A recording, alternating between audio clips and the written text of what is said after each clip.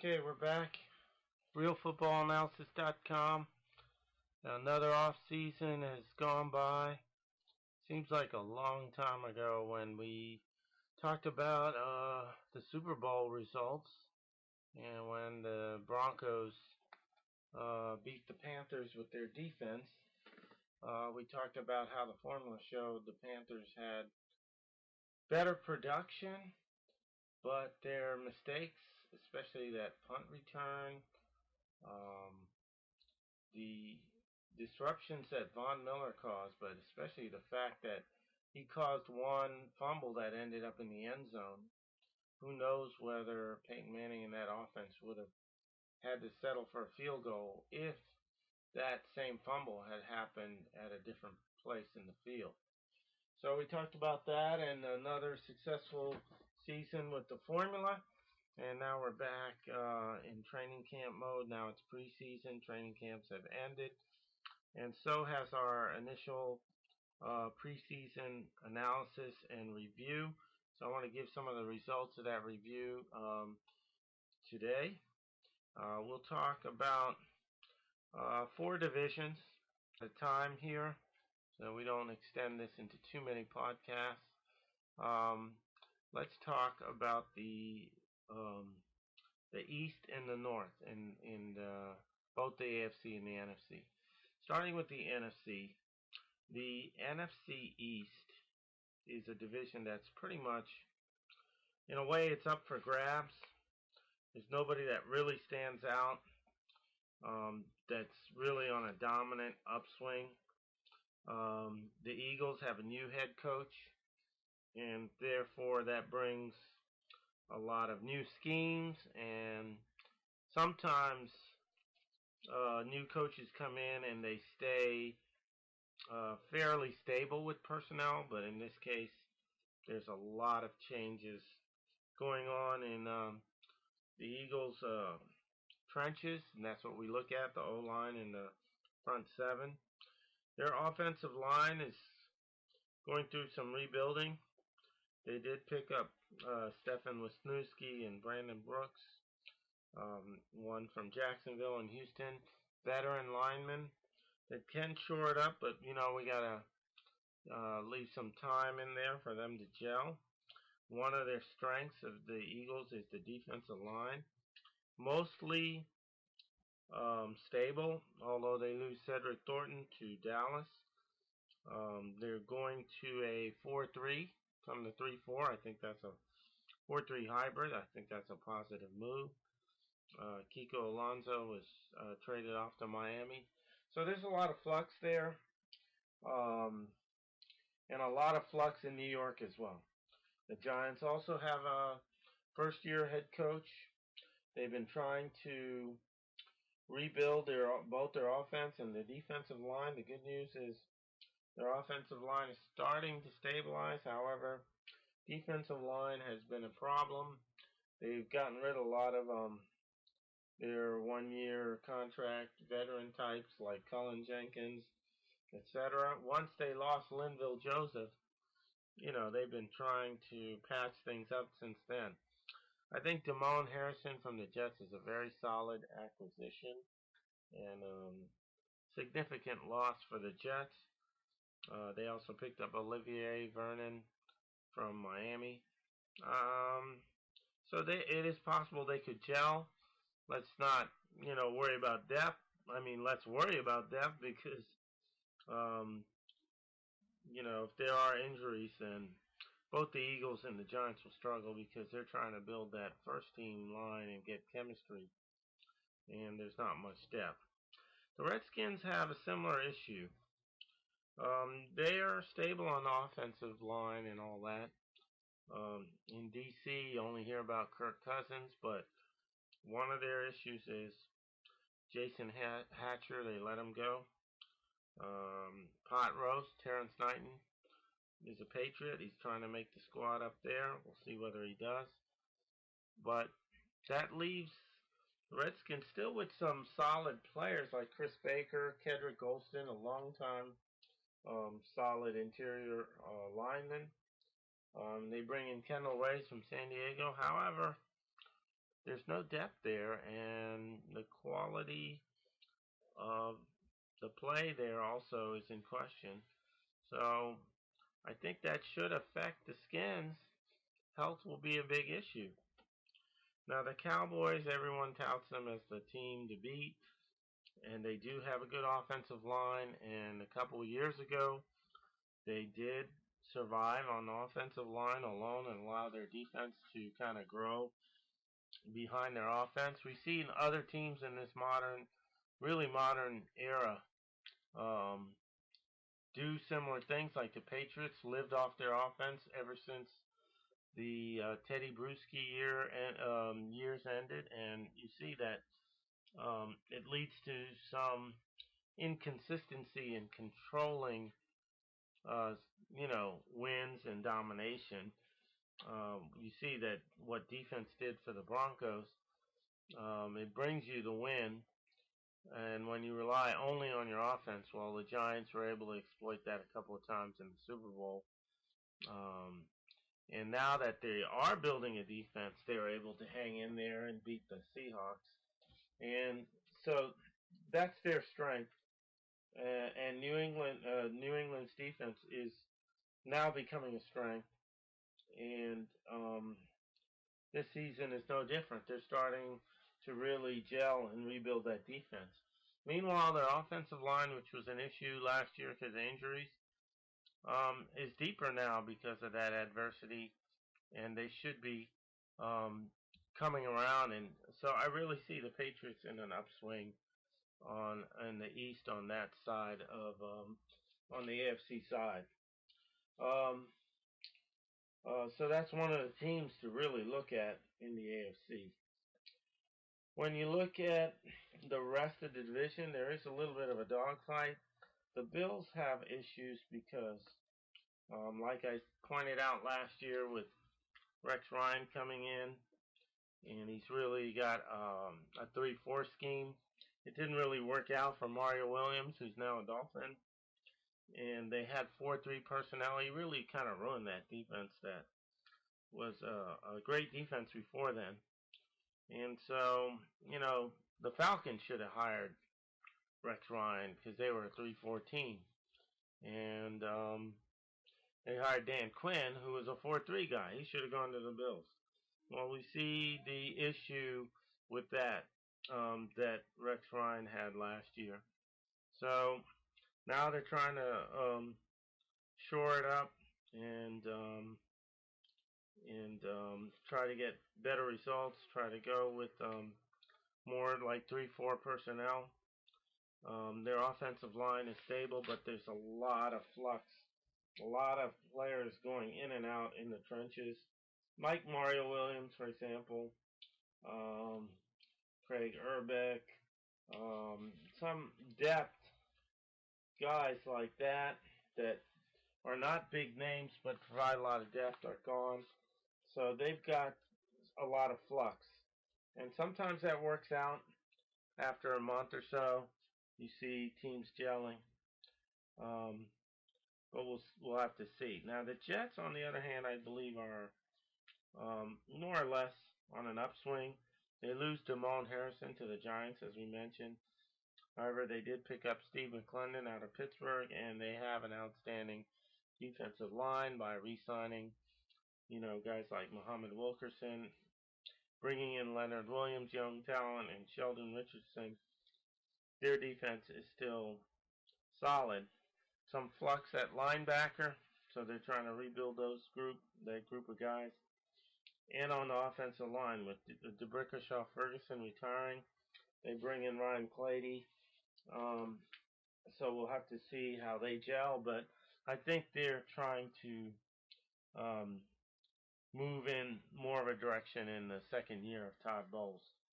The Dolphins, a lot of flux here as Adam Gase comes in, another first-year head coach type of thing.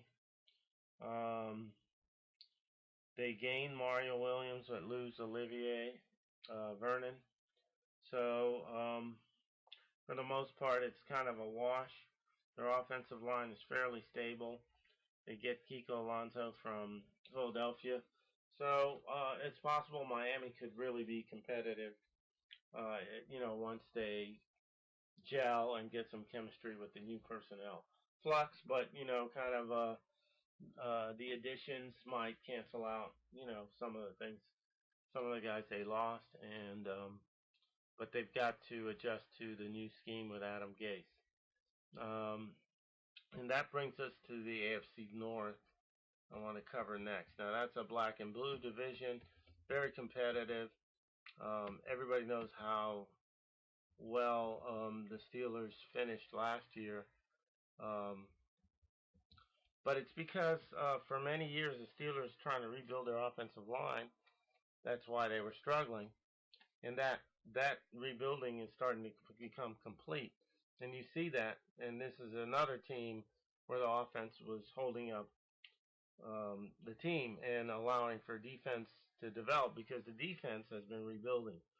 And Dick LeBeau is gone. Of course, the 3-4 is kind of becoming problematic for certain teams, except for, teams that are very innovative with the hybrid and adding a defensive back like Arizona does to the 3-4, and like Dion Buchanan, because the emphasis is on defensive backs now. It's not about the front seven, but about the back seven. So when the 3-4 came into play originally, it was a great innovation because it brought in more linebacker play when linebackers were huge. Now it's more emphasis on stopping the pass. There's 3-4 schemes like in Green Bay that are successful because they substitute out into nickel packages, and so they do play a lot of DBs. But that's the point. Safeties, DBs are coming in and becoming almost replacing one of those linebacker spots on a regular basis. And you need to do that if you're going to play a hybrid 3-4 in this day and age. And that's why we see Belichick, doing a hybrid 4-3, and a lot of emphasis on holding the back seven from keeping big plays from the spread offenses. So the Steelers are also vulnerable because they lose their nose tackle on Steve McClendon. And they've been taking hits on their D line for several years now. Their linebackers are, kind of stable with Shazier Timmons, Jarvis Jones coming back and learning more of the system, but um, they're going to try to plug Ricardo Matthews from San Diego in and see whether they can shore up their D line losses. Not much depth there either. So we'll see whether the defense comes back to haunt the Steelers. They're going to rely on Roethlisberger and the offense. Doesn't they're more or less on the upswing on the offense, but we'll see what happens with the defense. The Bengals are very stable. They brought in Carlos Dansby. Their offensive line fairly stable. They lose their right tackle Andre Smith to Minnesota. They still got Atkins and Pecco in the middle of the defensive line, and so they should be very competitive. Baltimore also an enigma last year, why they weren't competitive, but there's really a lot of injuries. Are coming back from all their injuries and fairly stable. Still got John Harbaugh as the coach. A little bit of flux, losing some linemen like Osmele, Chris Canty, um, Daryl Smith, um, and Upshaw, but um, fairly stable lineup, getting Terrell Suggs back, and fairly stable on the D line. So they should be very competitive. Now the Browns are new head coach again, Hugh Jackson. Might get him pointed in the right direction.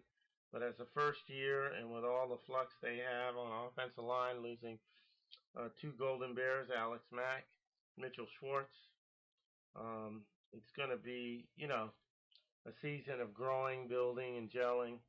And in a tough division like the North, RG3 is going to be running around. Hopefully, he can stay healthy, in that situation where he's trying to get his offensive line rebuilt. The North is also good on the NFC side. I think the Packers are a team to watch, just like the Patriots were in the AFC. The Packers are on the upswing. Stable on the offensive line, which was an issue last year with injuries and whatnot. Stable and depth because of injury adversity creates depth. You know, the backups play and whatnot, and I think Aaron Rodgers is going to have a better year because of that. I think his struggles last year or his drop off is his O line.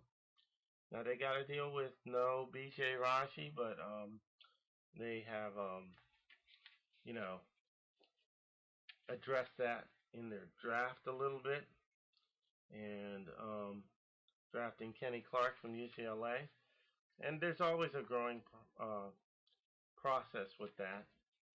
Um, so we'll see how that affects them. But the rest of the defense is fairly stable. And Clay Matthews moves back to the outside. They got a young linebacker in the middle, Jake Ryan. Um, and he'll continue to grow. Packers are good. The Vikings are good and stable as we saw them make the playoffs. They're trending upwards as well. Another team to watch. There'll be a battle in that division between those two. They don't have too many significant losses. They gained Andre Smith from Cincinnati, as I mentioned before, even Alex Boone from San Francisco. So their O-line is gaining depth. The D-line is stable and strong, coming back for another year. A couple more linebackers in free agency should bolster their linebacking core. So the Vikings are very competitive as well. Now the Bears have a lot of flux. Um, Losing Jermon Bushrod on the O line, Ted Larson, Matt Slauson going to San Diego, Ted Larson going to Arizona, Manny Ramirez going to Detroit. So they bring in Vladimir Ducasse, former Viking, coming in from the Ravens, Bobby Massey from Arizona, trying to plug some holes there. Not a lot of depth. They already lost Grisou here in the preseason to injured reserve, so they're scrambling to plug that in. And on the defensive line, they got Eddie Goldman in the middle back, fairly stable, not deep. And they gained Danny Trevathan from Denver and Jarrell Freeman from Indy in their linebacking core. So another young defense that's rebuilding in certain spots and trying to gel. The Lions, even more flux. Lots of rebuilding going on here. Offensive line fairly stable, but losing some depth along the way. Like Manny Ramirez, I'm sorry, he went from Chicago over to no, he went from Detroit over to Chicago. So Chicago didn't lose him. They're gaining a free agent there at the expense of the Lions, and they're still working their defensive line a little bit, um, but have some free agent additions as well. Their linebacking core is, kind of anchored by DeAndre Levy. They didn't re-sign Stephen Tulloch, but they still get to hear Whitehead back. So they're kind of growing, a lot of growing pains in Detroit. We're not really talking about Calvin Johnson and skill players. Obviously, that's a big hit there, but another team in a lot of flux. Trying to keep this short and sweet, so we will talk about the South and the West divisions on our next podcast and kind of summarize the teams to really look at that are on the upswing, um, like the Patriots, for example, in the AFC and what we talked about. Um, Stable teams like the Bengals and the Vikings in the NFC, along with the Packers, who are also on the upswing. So some of those teams to watch. We'll identify some more in the next podcast from the South and the West. So stay tuned here, and we'll give you a good preseason analysis, things that you don't hear anywhere else. like the Redskins D-line. How are they going to stabilize from that? Cowboys defense, and who's in flux and who's not. So come right back here, realfootballanalysis.com. Look forward to seeing you.